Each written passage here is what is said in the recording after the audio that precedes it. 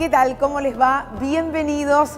Nueva emisión de Pasos Perdidos, con temas, como ustedes saben, siempre importantes. Proyectos que algunos verán la luz, otros no, pero tienen que ver con presentar ideas para atender diferentes problemáticas que necesitan regulación y atención por parte del Congreso Nacional. Hoy nos vamos a dedicar a la violencia, especialmente a las víctimas, cuando hablamos de mujeres y niños, que en muchos casos no tienen a dónde recurrir cuando quieren salir de esa casa donde sufren justamente esa violencia. Y también de los drones. ¿Qué son los drones? ¿Se usan? ¿Sirven para seguridad? ¿Para cuidarnos de alguna cuestión? ¿Hay que regularlos? ¿Y de qué manera? De eso vamos a hablar enseguida, si me acompañan.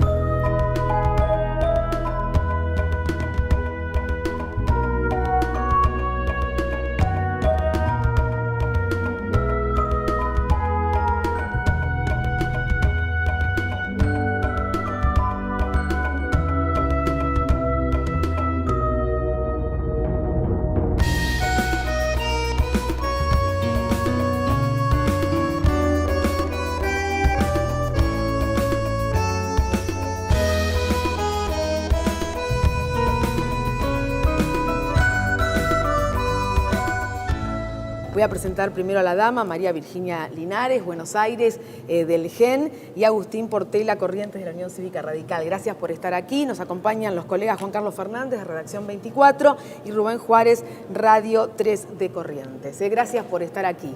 Empezamos, si todos están de acuerdo con la legisladora. Es un tema difícil cuando hablamos de la violencia, especialmente son víctimas en su mayoría, no quiere decir que no haya hombres víctimas de violencia, pero sí las mujeres y los niños. ¿Cómo protegerlos? ¿Cómo cuidarlos cuando se animan a salir o cuando pueden salir de esa trama tan perversa? Legisladora, usted nos contará cuál es el proyecto de esta red nacional. Sí, así es. Lo que nosotros hemos presentado es un proyecto de creación de una red nacional de refugios, que en realidad son las residencias donde las mujeres con sus hijos víctimas de violencia, de alguna manera, ante la primera situación de denuncia, necesitan ir a un lugar diferente que es su hogar, que es donde justamente ha recibido o está el agresor generalmente. En ese sentido, este proyecto se enmarca en que hemos presentado la creación justamente de refugios, también de residencias o de alguna alternativa que se podrá trabajar desde el Poder Ejecutivo Nacional, provincial y municipal para que estas mujeres tengan donde residir. Pero también nosotros decimos, además de cuando ella hace la denuncia y toma esta decisión, que es una decisión muy difícil para llevar adelante, también lo que nosotros creemos es que además de la residencia y de esta red de refugios que de alguna manera articulen con especialistas en violencia de género, nosotros decimos que el círculo de violencia se entra y se sale muy fácilmente por parte de la víctima, y tenemos que tener profesionales, psicólogos, abogados, médicos, trabajadores sociales muy especializados en este tema para ayudarlas, ¿no? ¿Cuál es la dimensión de la problemática cuando hablamos a nivel país?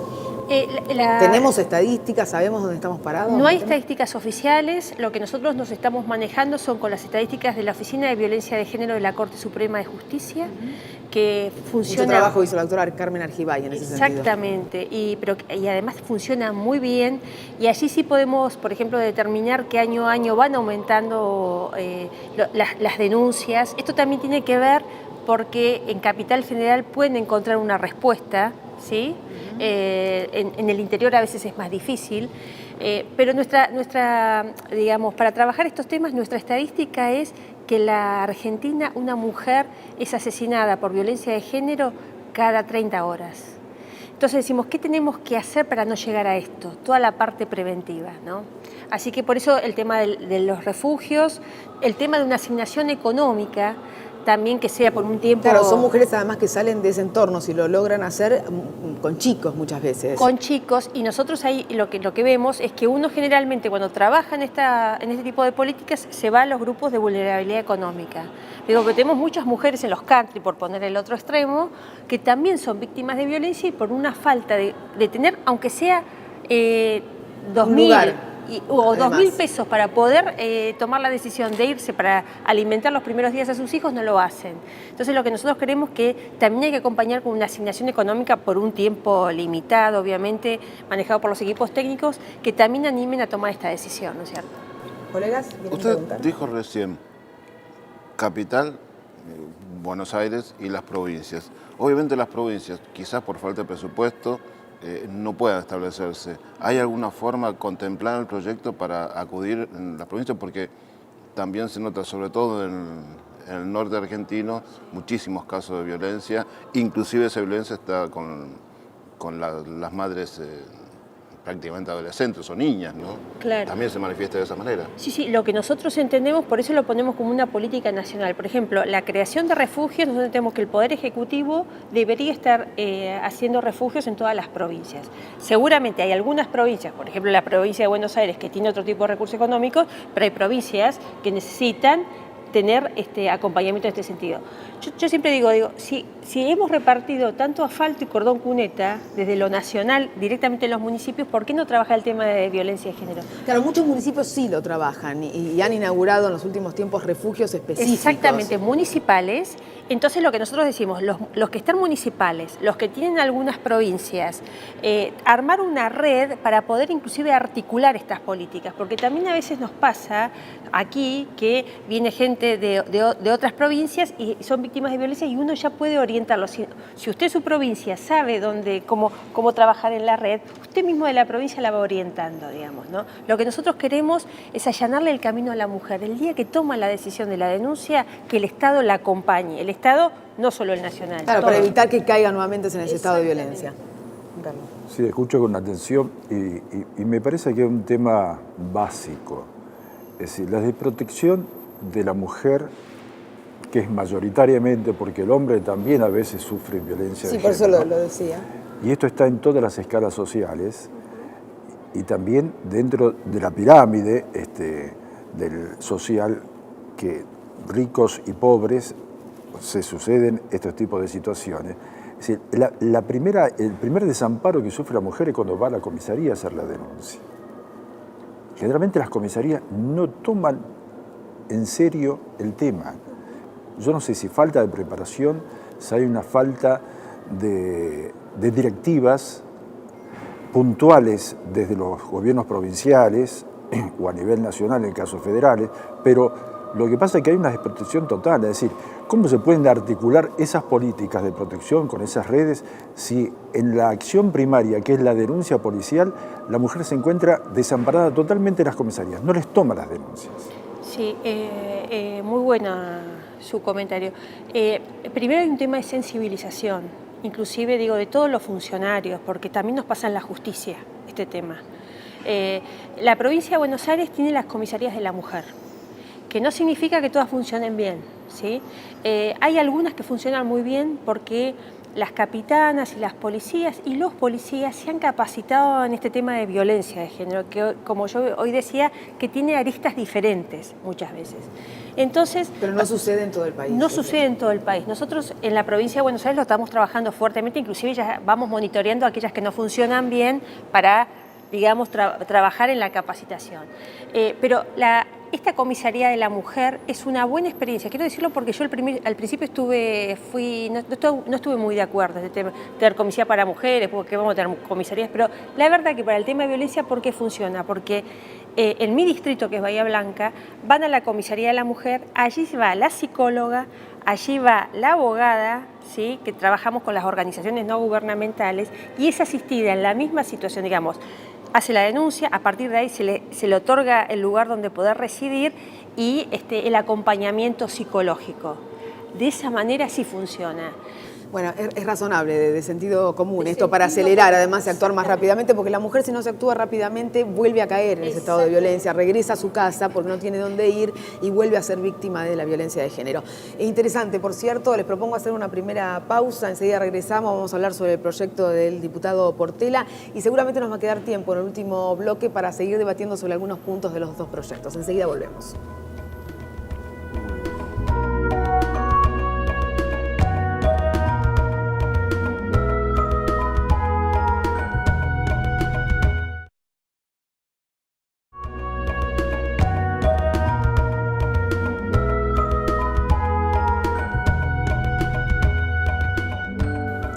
Continuamos en Pasos Perdidos, se lo habíamos anticipado, el proyecto de ley de drones. ¿Qué son los drones en realidad?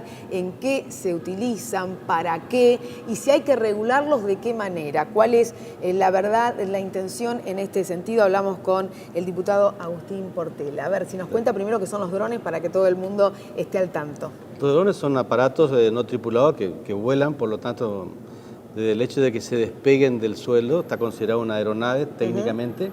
Por lo tanto, nosotros vemos un vacío legal muy grande, no solamente en Argentina, sino casi en todo el mundo, excepto España, que hoy tiene ya una cierta legislación.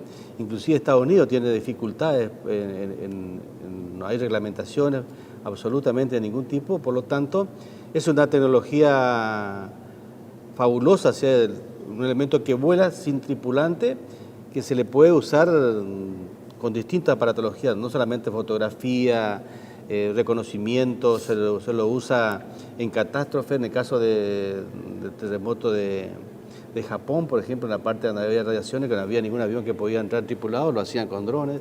O sea que realmente es una tecnología que convive con nosotros, que es parte de nuestra vida y nosotros no nos damos cuenta y no tiene ningún tipo de reglamentación. Y como toda teoría o aparato que esté volando, puede producir daños a terceros o puede mal usarse o con malas intenciones. Entonces, evidentemente nos encontramos ante una tecnología espectacular que no podemos frenarla porque realmente hay que explotarla, pero también necesitamos un grado de convivencia en un marco legal que no afecte el derecho de las personas. ¿Y de qué manera regular o cuál es la intención de este proyecto? Mire, la problemática que tiene esta tecnología es que nadie sabe lo suficiente para empezar a hablar de este tema. Entonces nos encontramos ante una imposibilidad de ir a páginas o contratar expertos que nos expliquen. O sea, hay un vacío, porque hay una tecnología militar que se usó claro, secretamente y se sigue usando secretamente. Por lo tanto, nosotros lo único que hicimos es, como es considerado una aeronave, incluirle dentro del código aeronáutico y que se rija de acuerdo al código aeronáutico. Por supuesto, hoy, después de haber pasado tantos días de esto y de haber recibido mucho aporte de gente, nos damos cuenta que necesita una legislación específica. Es así que estamos trabajando con gente de la aeronáutica, con gentes particulares, con agencias de noticias, porque la agencia de noticias es un elemento importantísimo en el desarrollo de su trabajo. Así que es un elemento que hay que trabajarlo de forma multidisciplinaria, donde el Estado no puede estar ausente. O sea, el Estado tiene que ser parte de esto porque están violentando el espacio aéreo argentino, en definitiva, por lo tanto tiene que ver con la seguridad. Inclusive los satélites de Google que están instalados, también hay una violación del espacio aéreo argentino. O sea, hay muchas cosas que realmente atañe es multidisciplinario, que hace a la función de un drone, pero bueno, eso es lo que estamos buscando, la previsibilidad en el uso. ¿Este proyecto tuvo repercusión internacional, diputado? La verdad que sí, nosotros lo hicimos este proyecto con mi equipo de trabajo y lo presentamos como una preocupación. Nosotros estamos trabajando siempre en aquellas actividades que la Argentina no está arreglada. O sea, por ahí no hacer tantas leyes, presentar tantos proyectos, sino lo hicimos en su momento con la bicimoto. La bicimoto es un elemento que se usa mucho en Argentina, en Buenos Aires, que no está contemplada en ninguna ley. No es ni bicicleta ni moto. Claro, no está dentro de lo que es la Ley Nacional de Tránsito.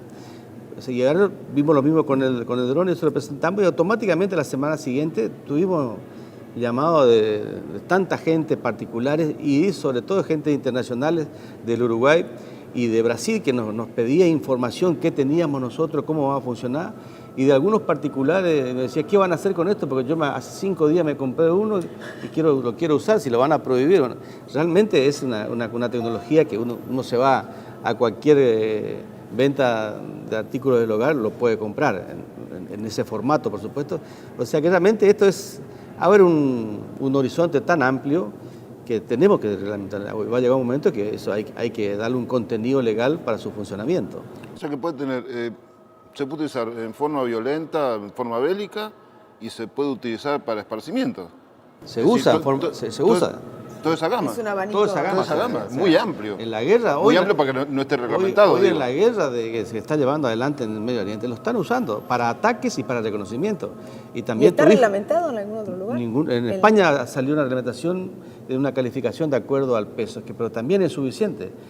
Yo la poca relación que tuvimos con gente de la Fuerza Aérea, con algunos que han aportado, es que tiene que hacerse de acuerdo al código aeronáutico. O sea, tiene que tener una matrícula, tiene que estar inscrito quién lo maneja, quién es el responsable, porque fíjese que tu hijo manejando un dron que compró en cualquier, puede caer, fallar y producir, sacar el ojo a alguien, producir un daño. ¿Y quién es el culpable? Realmente es muy, muy difícil. Juan Carlos. Sí, yo no estoy tan interiorizado todavía en la tecnología de los drones, que seguramente que son tan importantes y necesarios desde el momento que a alguien se le ocurrió crearlo. Y lógicamente que deben ser amplias las posibilidades que tiene desde el espacio aéreo de tener la captación de las imágenes, sonidos, transmisión y conocer cosas que a lo mejor el ojo humano no la puede captar. Pero yo digo que no le quiero parecer antipático al legislador, pero antes de legislar el tema de los drones, solucionemos el tema primero, que los usuarios de la Argentina podamos solucionar problemas mucho más esenciales, por ejemplo el celular. No, por supuesto. Sí. Nosotros seguimos siendo rehenes como usuarios de los sistemas que las compañías han logrado a través del tiempo imponer en el uso y en las condiciones del celular. Nosotros somos rehenes realmente. Y yo pienso que la comunicación es muy importante en la Argentina, pero más importante en el uso de la tecnología es darle de alguna manera al usuario el resguardo, la protección como tal, porque es el que paga el servicio.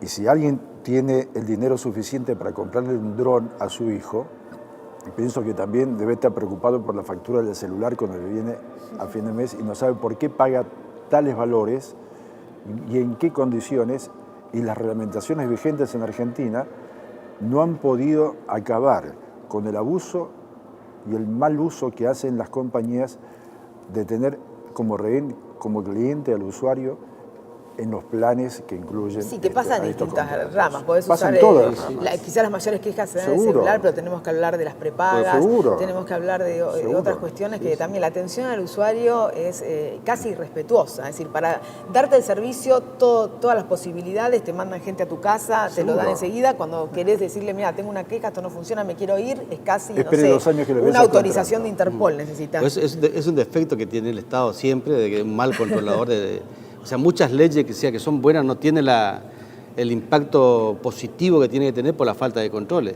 Pero en el caso de los drones, por ejemplo, la foto satelital de que compran los países a empresas sale muy cara. La exploración petrolera, Claro. minera, se puede hacer con esa tecnología a un costo menor. O sea, tal es así que a Estados Unidos le es más barato crear drones para atacar que un avión de combate. Claro, es Usted evidente sabe, que sí, claro. usted sabe que Inglaterra le está haciendo hace más de 30 años que espía cualquier punto, cualquier zona del mundo a través de los satélites y de los elementos tecnológicos que tiene. No, por supuesto. Si me permiten- Esta tecnología se empezó a usar a fin de la Guerra Mundial. Los primeros registros que tenemos nosotros se empezó a experimentar a fin de la Segunda Guerra Mundial. De la Segunda Guerra Mundial, así que se ha avanzado y mucho. Enseguida podemos seguir hablando de esto. Tengo que cumplir con una nueva pausa y regresamos. Más de drones, más de violencia de género.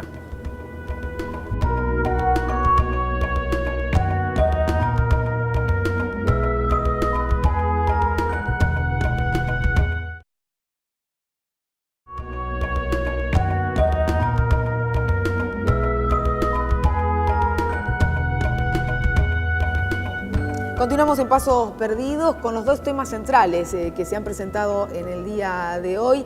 El primero relacionado con la violencia de género. Esta red nacional, así reza el proyecto, para proteger especialmente a mujeres y niños, quizás porque la estadística, aunque no la tengamos en su mayoría, marca que son las principales víctimas. No quiere decir que no haya hombres que en realidad sufren la misma problemática. Aquí el diputado Portela decía que en su provincia, en Corrientes, está la Comisaría de la Mujer y el niño. Es decir, la Comisaría de la Mujer que explicábamos en la provincia de Buenos Aires funciona y ha ayudado, y en Corrientes, por ejemplo, la Comisaría de la Mujer y el niño, porque el niño es parte de esa problemática. Sí, claro.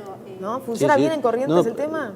Sí, o sea, es un tema, la verdad que un tema, como lo plantea ella, multidisciplinario, pero lo bueno de todo esto, a pesar de este castigo que sufre la mujer, es que esto empezó a salir y realmente esto hizo que la sociedad o el Estado se ocupe de esta cuestión. Yo creo que hay que trabajar en la problemática mediática, que es atender inmediatamente a este requerimiento, pero también tener un plan inmediato que es tratar de educar ya a los jóvenes, empezar a hacer, claro, sí. recrear una cuestión cultural Sí, claro. en la relación y en la conformación de familia, que es lo que puede llegar a tener éxito con el futuro. Pero sí. Por ahí quiero aclarar este tema, es verdad, se trabaja en mujeres porque las estadísticas que no son oficiales, pero hablan de que alrededor de las denuncias, podríamos decir que hay alrededor de 18% de denuncias de varones. ¿Sí? También es bueno decir que el varón, desde su cuestión cultural, muchas veces se avergüenza de esta situación, que también tenemos que atenderla. Digamos, trabajamos en las mujeres porque el número es muy superior. Sí, sí.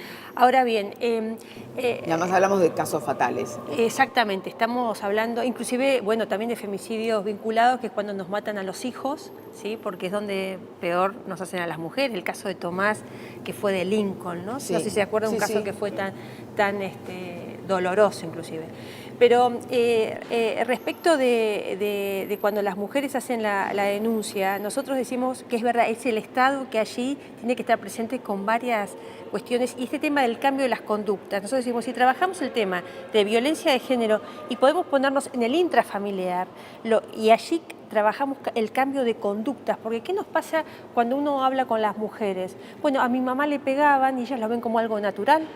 O los varones veían cómo sus padres naturalmente le pegaban a la madre, como que era una conducta que estaba legitimada, ¿sí?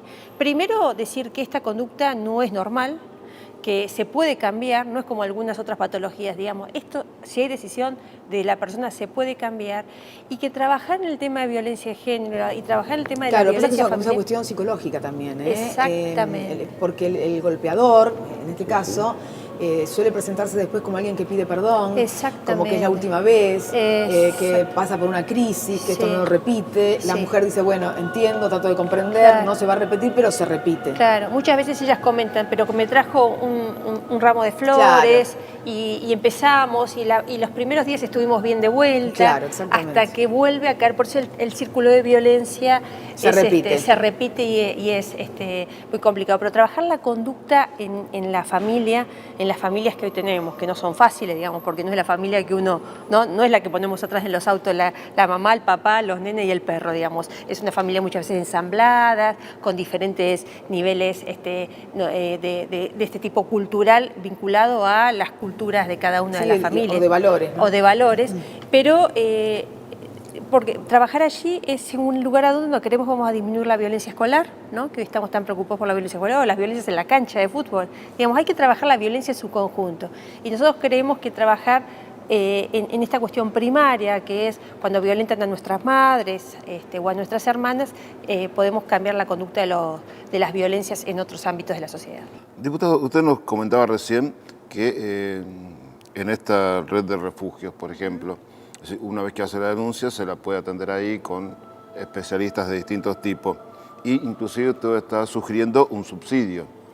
Ahora, ¿cómo sigue pragmáticamente la vida de esta familia, digamos? Porque normalmente la madre con hijo o hijos, ¿y cómo sigue la vida? ¿Cómo se la reinserta en la sociedad, no? Porque debemos suponer una mujer dependiente. Sí, sí. En este caso tiene que cambiar rotundamente su vida. Puede también no ser dependiente, las dos situaciones, digamos. Operativamente, nosotros el refugio es la emergencia. Tenemos que sacar al agresor del domicilio, ¿sí? Es la emergencia. A partir de ahí nosotros decimos la ayuda económica para que aquellas puedan tomar la decisión. No estoy hablando de subsidios de 400, 500 pesos que dan los municipios. Estamos hablando de un salario mínimo por el transcurso de un año, ¿sí? Es decir, tiene el recurso económico, vuelve a su casa, porque muchas veces pasa muchas horas en tribunales para poder de alguna manera lograr que esa denuncia tenga investigación.